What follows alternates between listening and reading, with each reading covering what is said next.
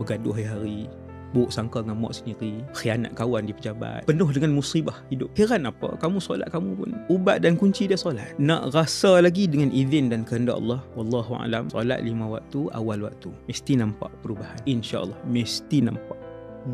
Buatlah semua yang dengar ni kan, termasuk saya yang bercakap, dan yang itu yang kita amalkan. 5 waktu awal waktu, Allah urus hidup kamu. Kamu sedih, Allah tarik sedih tu, tarik keluar. Tak lama. Sedih tetap sedih. Wadi sedih, Nabi Muhammad sedih. Wadi letih, Nabi Muhammad pun letih, Ashraf letih. Semua orang manusia. Tetapi keletihan itu tidak dipanjangkan oleh Allah SWT.